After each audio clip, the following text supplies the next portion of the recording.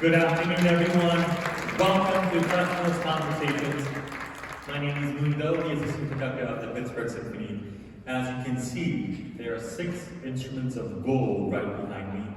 We'll be joined by 6 wonderful harpists from all over North America. So why don't we invite them onto stage with a big round of applause.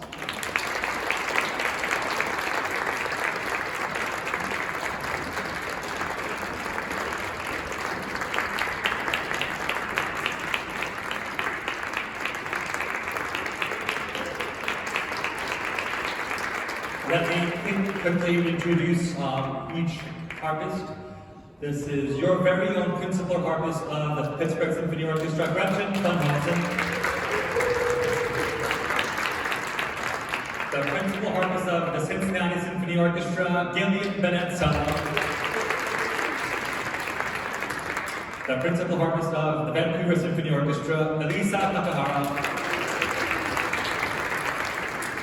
A fellow at the New World Symphony Florida, Phoebe, Powell. And this is Phan from Juilliard School. And this is Chai Lee, who just started at the Yale School of Music, right? And Adam and Chai used to be roommates in New York. And good. So Adam is a regular substitute at the Met Opera. Yay. So at the end of this pre-concert talk, they'll be performing a selection from Wagner's Magic Fire music. Before we do that, we'd like to acquaint ourselves with the harp. So I'll be asking some questions. So Gretchen, Yes. Are there different sizes to the harp? Yes, there are. What you see before you, these are all concert grand harps. They don't get any bigger. These harps have 47 strings, and there are smaller harps, many sizes. Some of my students begin on a troubadour harp that has no pedals. It's about this high, and it's very easy to move. It's easy to get your arms around if you're 5, 6, 7. Or if you want to specialize in Celtic music, there's a lot of great Irish music, and I have beginners of all ages. Great. So Gretchen, I see different colors. I see red, silver, black. Do the colors of the strings have significance? Yes, if we didn't have colors, I would not be able to find my way around. The C strings are red, the F strings are black or purple, and everything else is yellow. So I can tell you one unbelievable story. When I was young, I played in the middle of a dance floor, and they used colored lights. Those colored lights turned every string red, and I didn't know when it looked like I had 7 C's in a row. So Gretchen, how many octaves are there in the harp, in the concert harp? It's about 6.5 octaves. Our top strings are nylon. Below that, sheet gut, and below that, steel wound. Phoebe, could you play the highest note and the lowest note? Wow, a big difference. And I see many pedals. Are there, what's the function of the pedals? We should ask Adam about that. Sure. Adam, can you tell us about the pedals? As you can see, there are 7 pedals. Each is assigned to the note of the scale. Starting from the left, you have D, C, B, E, F, G, and then A. These pedals are connected to a long rod that connects to the top of the harp, and then are controlled with a bunch of little screws. And there are 3 different grooves, one being flat. Jai, if you could open up here. Flat. Jai, flat. Play a flat. D flat. And then if you push it to the middle, you get D natural. And then if you push it to the bottom, you get D sharp. So not only are our hands very busy, our feet are very busy. You cannot actually play a C flat and a C natural at the same time. You have to pick one. You can read it enharmonically, but it's an amazing instrument. Gretchen, what is the lifespan of a normal harp? You know, harps, the fact that I have a harp that's over 100 years old is very rare because the wood ages, it warps, it could crack. But this harp that I have at home is lavender in color, and it was made in about 1920, if you can believe that, and it still sounds amazing. Many of our players today got a chance to play it, and it has a really rich, warm, beautiful sound. But normally 50 years. Okay. And some audience members from yesterday, they were very curious of the cost. How much do these harps cost? I'm going to let Gillian answer that one. A harp is just like a car. You can buy a beater, maybe for a pedal harp we're talking about, maybe on an auction for $3,000 or $5,000, but don't do it. It'll be a piece of junk. Or you can spend $6,000, $7,000 for this harp and even more for special models. But I'd say for a reasonably good starter harp, for a student, for a pedal harp, you'd probably have to pay about $12,000.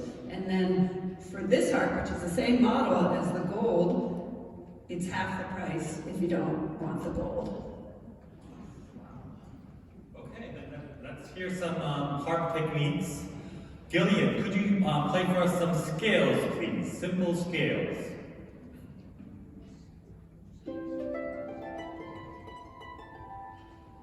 Great. Alyssa, some arpeggios, please.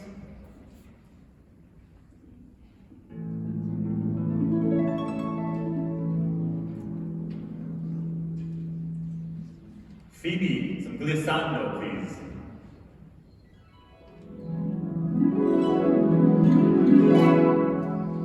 Adam, some bisbigliando.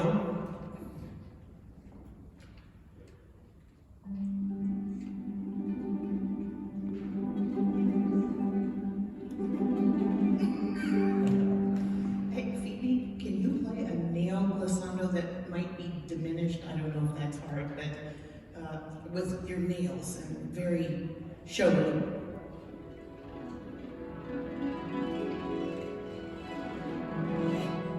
So we can get that hard sound. Right. And Chai, could you play for us some trills, please?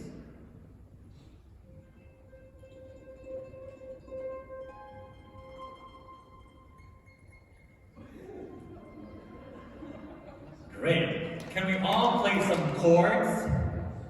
Play some chords.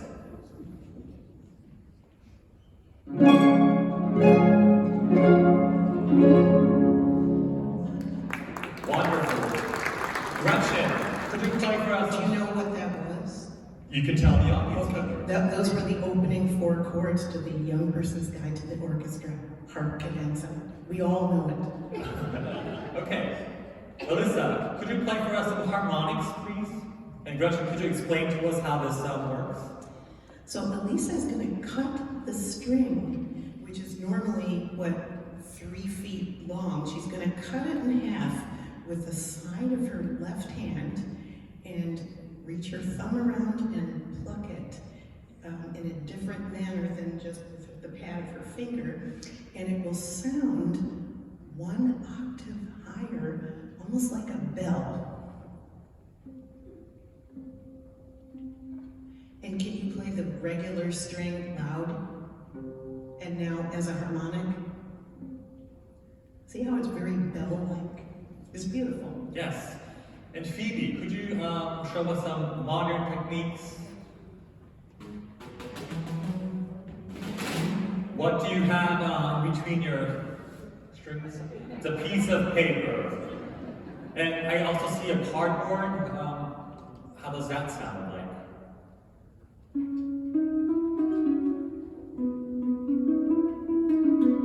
So this is a technique called muted technique. Is that correct? Adam, could you tap some sounds from with your instrument? How about the Salzedo tapping at the end? I mean, the Song of the Night, if you know it.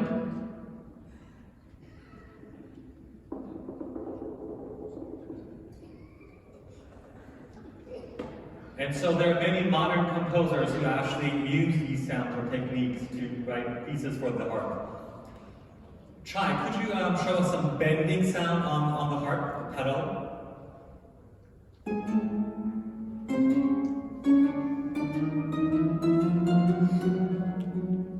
Yes, so Chai was just using the pedals to bend the sound. Is that correct? Okay. So Gretchen, do you want to show them what we'll be doing with the pedals? Absolutely. So I think this might be a good time for harp number 4, 5, and 6 to turn completely around. Why am I doing that? That's for you all in the audience to watch their feet. We're going to take part of this magic fire music a little on the slower side than you'll be hearing it later today, just so you can watch what's going on. While we are all, actually I'm not going to play, everybody else will play. What I will be doing is announcing out loud with my voice what pedal changes everyone is making with their feet. Okay? Is everybody ready? I'm going to count 1 bar and then we start. This is hard for me too. 1, 2, 3, 4. F B. F D, A D, C, G D, F. A C, F, C. C A, F T, F C, A C.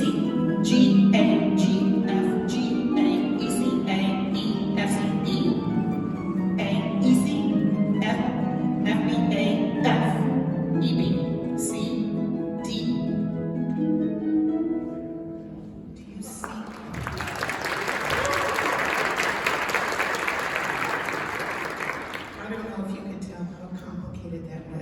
But your feet are literally flying back and forth across the harp. Phoebe actually counted up how many pedal changes just in the right foot, and she'll tell you how many in the left as well, in what you just heard.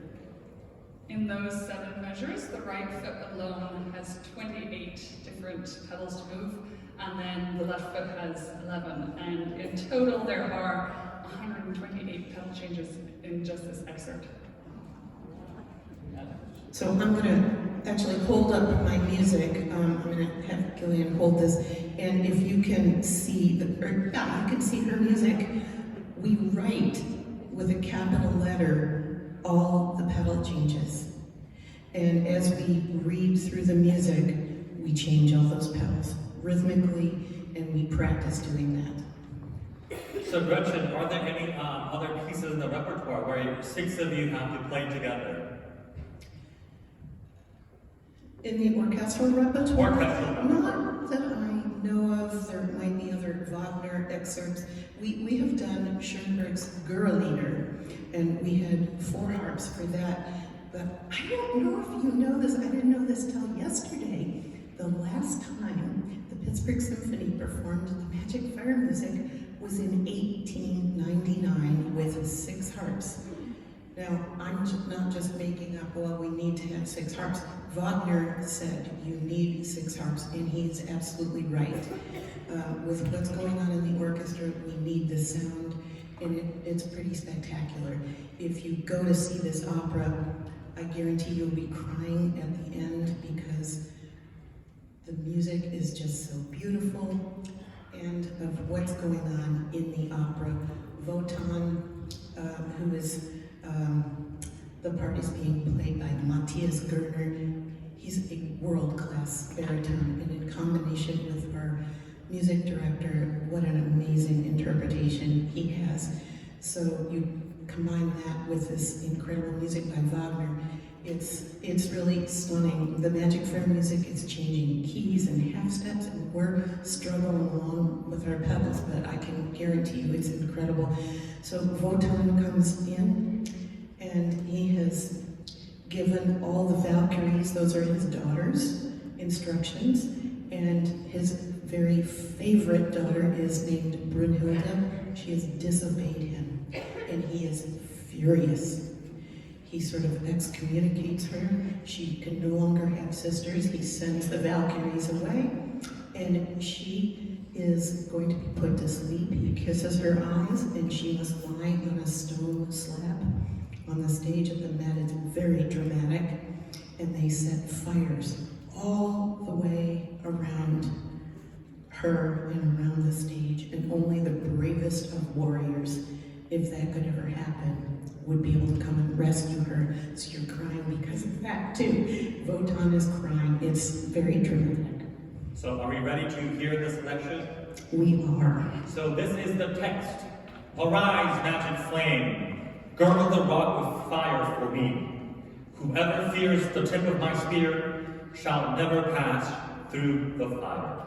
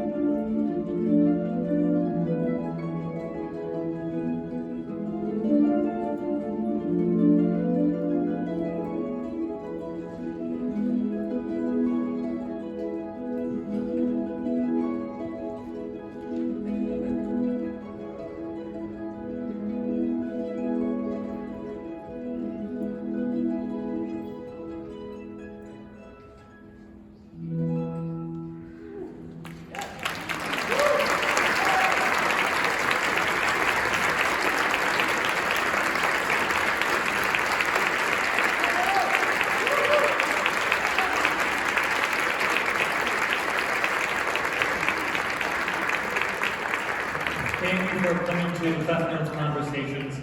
I'll be joining you at the Encore Lounge in about 10 minutes to talk more about Beethoven's Fifth Symphony. Another round of applause for our musicians.